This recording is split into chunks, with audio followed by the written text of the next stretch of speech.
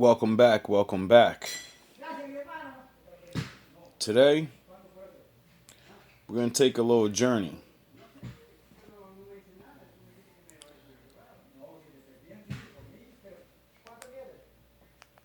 Hope you guys are right. All love, all praise to the Most High. You need to do it in steps. First thing you need to do is reinvent the way you look at you. What do you think of you when you look in the mirror? What do you see? Most guys don't see a strong man. They don't see a good man. They don't see a leader. They don't see someone who's intelligent, attractive, or competent. They just see Rob. They just see James. No. Who is James? Is James just a dad?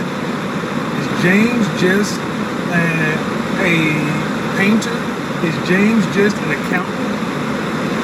Or is James a modern sexy savage who survived trials and tribulations, stuff that will make most people panic and give up to get to where he is right now, and he's done it with grace, dignity, and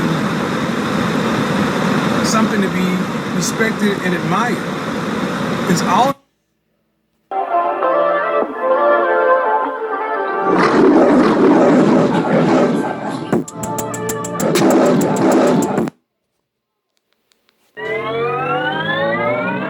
enjoy.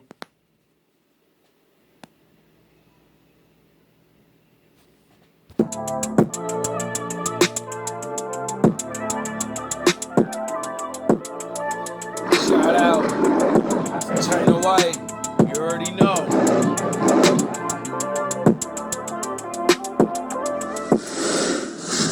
But it's really women in general. It's really women in general. Women value their pussy, but we don't value the sex part. Because we feel like that sex part is for you. So we really not gaining.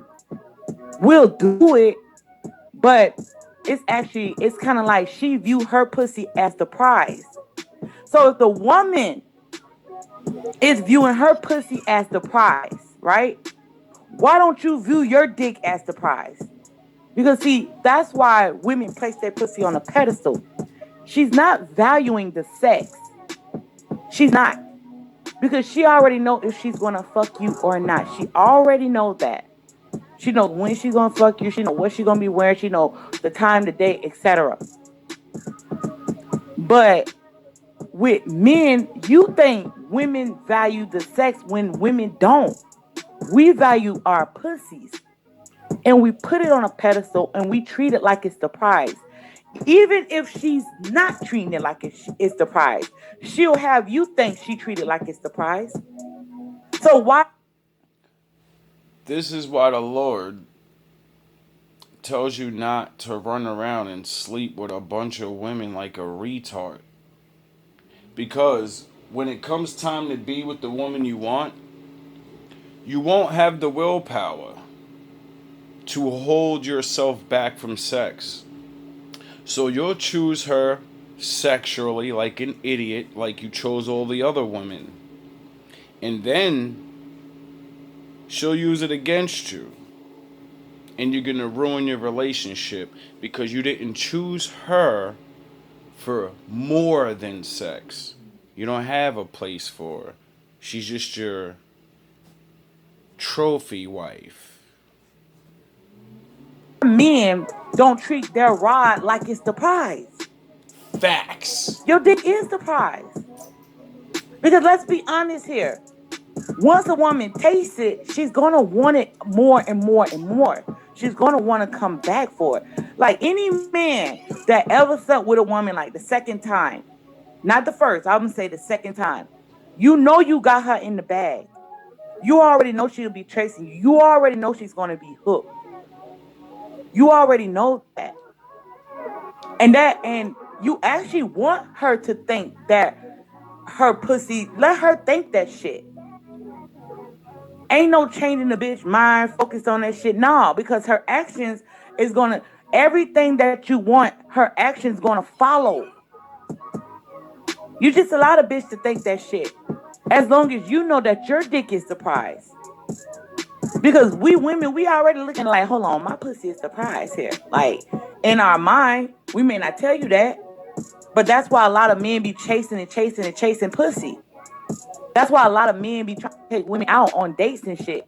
She ain't valuing the sex. Because if she valued the sex, why women fucking the bathroom? Why women fucking cars? Why women fuck outside? Why women fuck in the alley? Why women? Because she doesn't value the action. She doesn't value the sex part. She valued the pussy. So as long as you chasing the pussy, as long as you buying dinner, as long as you taking her out on dates, as long as you pedestalizing her pussy, she will have sex with you. Yeah, she will have sex with you and she will tease you. But you need to understand that she's valuing the pussy. She's not valuing the sex. Men get it confused. So to actually understand, if a woman she view her pussy as the prize, why you not viewing your dick as the prize? Cause you're Because dumb. you already speak for yourself when you say that you're a fucker, when you a nut in her, when she can have you whenever she wants you. No, dick is not supposed to be that easy, especially when you got good dick. How many times has a woman called you up if you dealing with women and be like, yeah, I want some, come over. And how many times were you doing something that you were doing and you, like a dumbass, ran over there to go have sex with her and then you stopped doing what was important to you?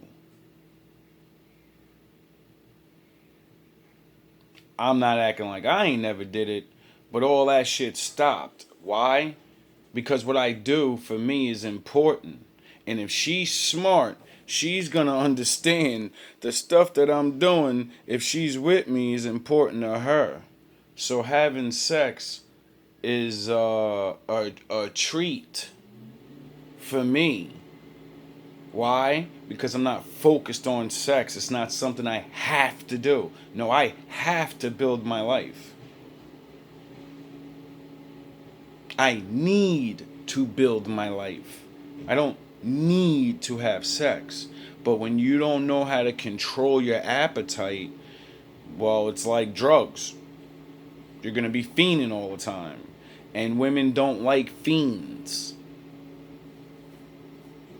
Especially when you a busy man, especially when you focus, especially when you leaning on the most high, especially when you got other things you got to take care of. Dick should not be for a woman to get you to fuck her. She should be begging you. She should be begging you. Because we already know women don't value sex. Women value their pussies. So with that being said, you don't give her the dick. You don't offer her the dick. You don't hand her the dick. Right? You give her your wisdom.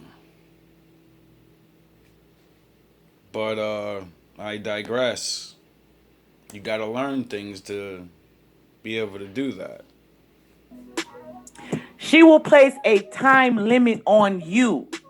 This is why she placed a time limit on you. She want to know if she can get everything that she want in a fast time. So let's say you're dealing with a woman. She has a limit on you. Yes. So it's either she's looking for marriage, either she's looking for a husband, either she's looking for a house, either she's looking for a car, either she's looking for this position, either she's looking for, it doesn't matter. Whatever she's looking for, she has a time limit on you. And if you're not doing what she wants in that timely manner, you're not going to get no pussy. So you actually have a time limit. So when we deal with a man, that's why some women, when they deal with men, they get what they want quick out of a man.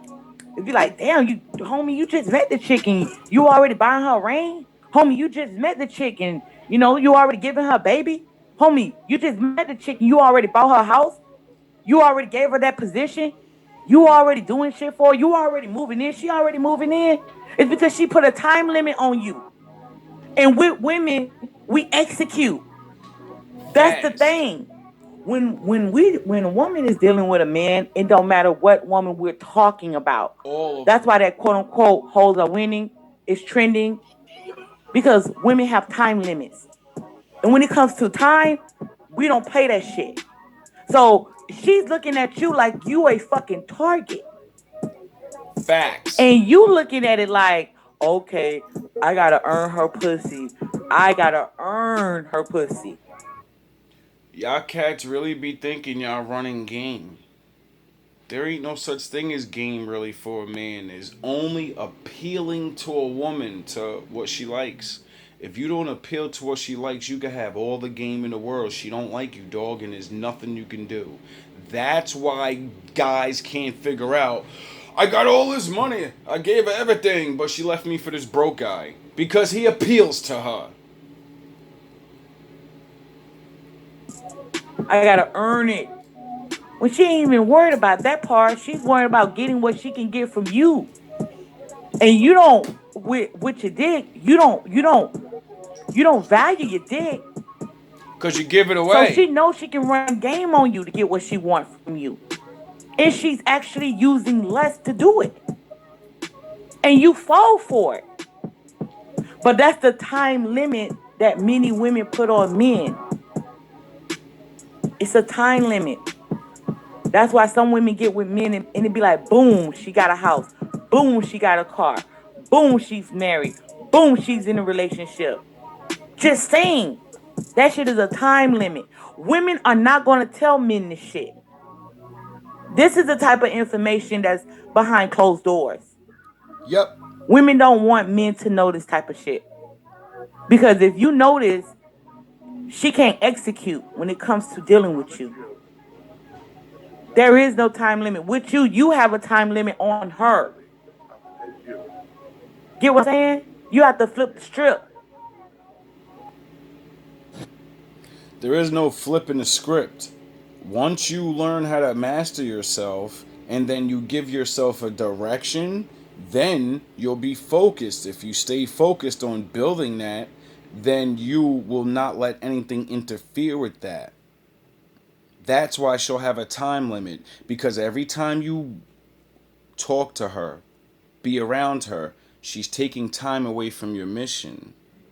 So when your mission becomes your life, you don't have time to be playing around. You'll dismiss anybody or anything that doesn't help you get towards your mission. Because you realize my whole life is going towards my mission, and the free time that I have is going to go towards the people I love. So if you're not on the program, then I ain't got no time for that. I gotta keep going. I have no choice. This is what having a purpose in your life does for you. Now I play that because I read many great stories of many great kings, and they all fell because of women.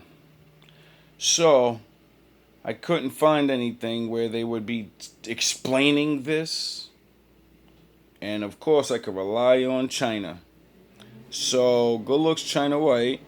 Now we're going to move up to the meat of the video.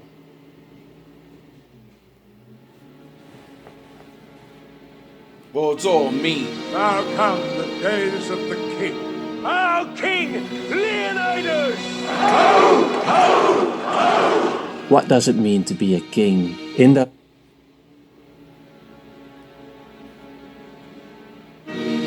Now come the days of the king. Our king, Leonidas!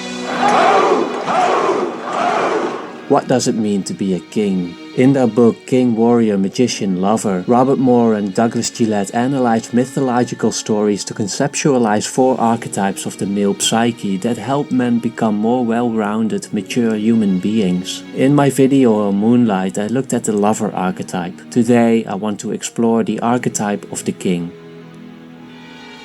The king archetype is primal in each man and is also referred to as the king energy or the father energy. Fully accessing this archetype is said to be the closest a man can come to divinity or godhood. As the name suggests, the king archetype is historically speaking most clearly demonstrated by men in the role of kings, emperors and other rulers whose task it was to channel this archetype to the people of the realm. In essence, they were the link between the human world and the divine one. Accessing the archetypical king is done by performing two functions. The first one is ordering and the second one is providing fertility and blessing. Let's begin with ordering. The king is the central archetype, which is often visualized by the central place from which the king oversees and rules his world, with the world being defined as that part of reality that is ordered and organized by the king. Outside of his influence lies non-creation, chaos, and the demonic. That's beyond our borders. You must never go there, Simba. The first task of the king is to know where the kingdom begins and where it ends, be it the north of Westeros, The king in the north! or the home of the apes. The king's kingdom is always clearly defined. Ape!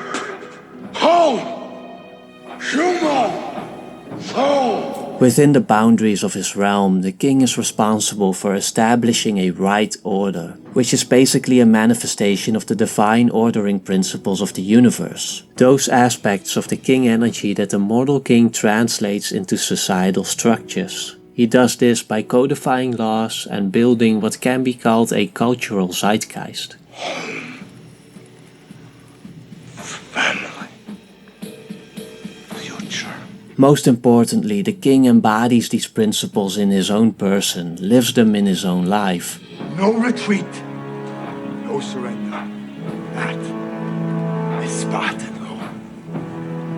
And by Spartan law, we will stand and fight and die. If he embodies these principles successfully, everything in his realm will also go according to the right order and the kingdom will flourish. Which brings us to the second function of the king, providing fertility and blessing.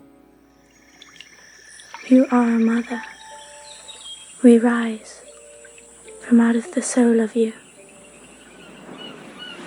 In pre-patriarchal times, Mother Earth was seen as the primary source for fertility in humans, crops, herds and the natural world in general. But when patriarchal cultures became more prominent, this emphasis on the feminine as the source of fertility shifted, at least on a cultural level, towards the masculine. As a result, the archetypical king became directly linked to the fertility of the kingdom. If the king was healthy and righteous, a true embodiment of the right order, his realm too would be fertile and prosperous. We see this when Simba returns to Pride Rock and rain cleanses the land. And when Aragorn reclaims his throne and the white tree that long stood dead blossoms again, the typical king became directly linked to the fertility of the kingdom. If the king was healthy and righteous, a true embodiment of the right order, his realm too would be fertile and prosperous. We see this when Simba returns to Pride Rock and rain cleanses the land. And when Aragorn reclaims his throne and the white tree that long stood dead blossoms again. Providing blessing is more of a psychological or even spiritual event which the king does by affirming and praising the goodness and virtue of the people. You bow to no one. By acknowledging people in their true worth, they feel healed and made whole. It fills a certain emptiness that exists inside all of us, one that can only be filled by blessing from the king energy. Quiet. Bean, how far was it you threw your man wrestling at the last Olympic Games? Will you match it with your spear? One traditional way the king did this was by holding audiences and literally seeing his subjects to listen to them and bestow them with honor and rewards. When kings fail to perform these functions and access the king archetype in its fullest, they risk experiencing the Shadow King. The Shadow King is the bipolar, dysfunctional form of the king archetype. It has two connected poles, an active one known as the tyrant and a passive one known as the weakling. The tyrant hates, fears and envies new life, which he perceives as a threat to his kingship. He acts violently because behind his threatening front lies the weakling, a man who is not truly centered in himself and is lacking inner structure. Because of this, all beauty, all strength and all life energy is an assault on his passive insecurity, making him irrational, paranoid and abusive towards others. A Shadow King identifies himself with the king energy. He is his own priority. This is the man who needs to be seen and admired, who has to be the king or otherwise he feels he is nothing. We see the Shadow King in Scar ruthlessly tyrannizing Pride Rock while fearing the return of Simba. We see him as Macbeth, whose self-serving ambitions lead him into paranoia and madness. But more virtuous kings also experience the Shadow King, because just like the king archetype in its fullest, its shadow form is also present in all of us. King Theoden experiences the Shadow King when he is vindictive towards Gondor. If the beacons of Gondor are lit, Rohan must be ready for war. Tell me, why should we ride to the aid of those who did not come to ours? And when General Patton visits a hospital and encounters a traumatized soldier, he is briefly confronted with his own weakness and lashes out violently. Send him up to the front! You hear me? You goddamn coward!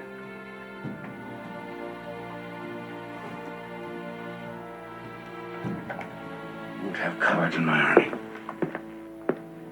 So what qualities distinguish a great king from a shadow king? Unlike a shadow king, a great king disconnects his ego and his own desires when performing the two functions of the king archetype, which is an important factor in separating infantile grandiosity from realistic and mature greatness. A king is ultimately but a mortal man, a temporary steward of the enduring king energy, like a planet orbiting a distant star. A great king therefore recognizes his own mortality and knows that someday his time will come and new life will take his place. A king's time as ruler rises and falls like the sun. One day, Simba, the sun will set on my time here and will rise with you as the new king. He may have his personal feelings and selfish desires, but a great king ultimately acts out of the responsibility to his kingdom. Good knuckles for 8!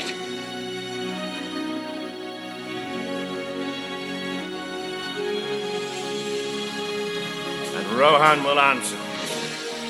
For it is here that his transpersonal commitment lies, a devotion beyond himself and beyond his own ego, a reminder to the great king that he too is a servant to something higher.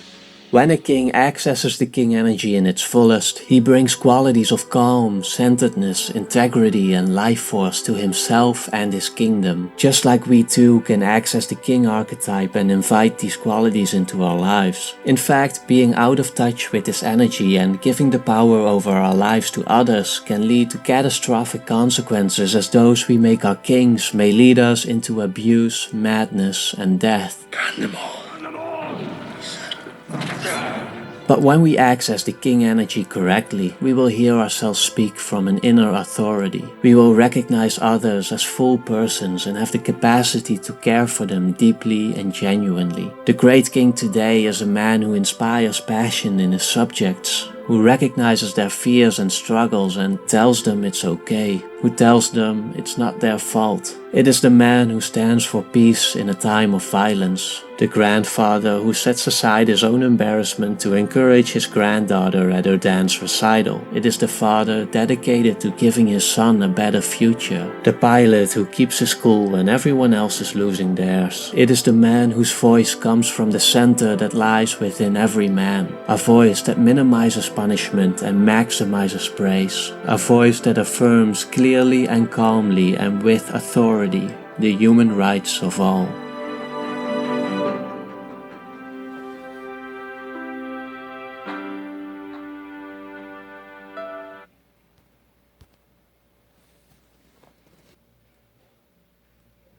The mistake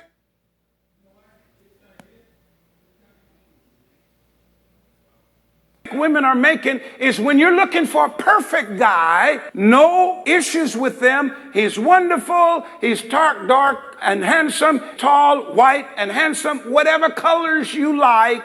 He has to have a job. He has to have a car. He has to have a house. He has to have money in the bank.